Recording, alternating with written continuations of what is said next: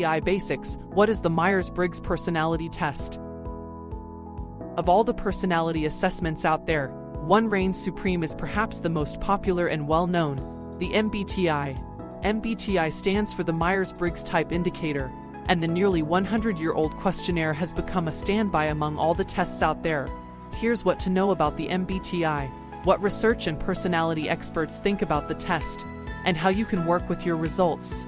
The Myers-Briggs Type Indicator is a personality assessment that groups people into one of 16 categories. To do this, the MBTI asks questions based on 4 categories of preferences: extroverted versus introverted, sensing versus intuiting, thinking versus feeling, and judging versus perceiving. Virtually everyone will fall toward one end of the spectrum for each of the 4 categories, resulting in a 4-letter combination, or type.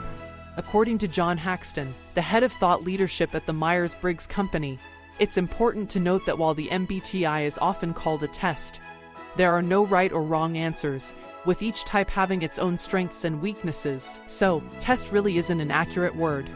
The MBTI isn't just a test or assessment, it's a process, he tells MBG.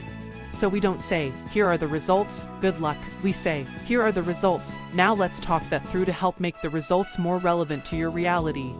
Today, the MBTI has become one of the most popular, well-researched, and well-known personality assessments of our time.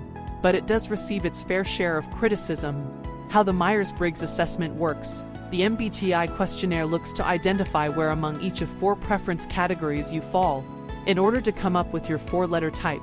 According to Dario Nardi, Ph.D., personality expert and author of Neuroscience of Personality, the word preference here is key, as in, what is it you prefer to do in various situations? He notes, for example, someone who's introverted may typically prefer to spend time alone, but that doesn't mean they never enjoy the company of others.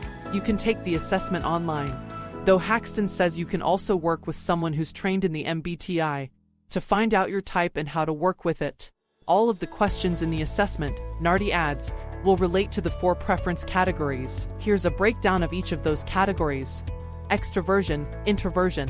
Extroversion versus introversion refers to how you get your energy. Extroverts feel energized by spending time with others, while introverts prefer to recharge on their own. As psychologist Christina Hallett, Ph.D., previously explained to MBG, extroverts are enlivened by crowds, parties, and spending time with others, while introverts prefer to re-energize through quiet time and solitary pursuits. She adds that most of us are likely a mix of both, though your type depends on which one you tend to gravitate toward more.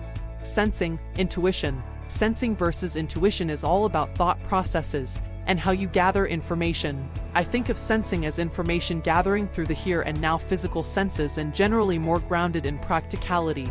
Intuition is information gathering from a broader, more big-picture perspective, making links between patterns that may not be as easily seen from the specific in the moment view. Hallett explains, thinking, feeling.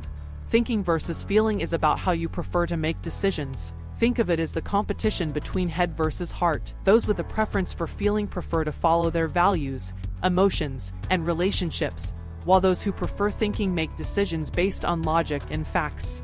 Judging, perceiving. Lastly, judging versus perceiving relates to how you approach your life, especially when it comes to planning for things to come.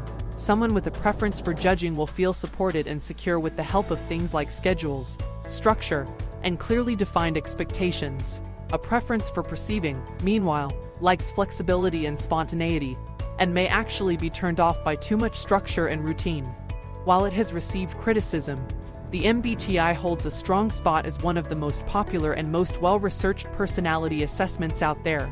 All personality assessments should be taken with a grain of salt, but if it helps you understand yourself better and you feel you're getting some benefit out of it, that's ultimately the most important thing. Like any personality assessment, the key to understanding and working with your MBTI type lies not in putting yourself in a box but in developing a greater understanding of your patterns and making changes where you see fit. As Nardi puts it, we are not a type, we have a type, and we have choices.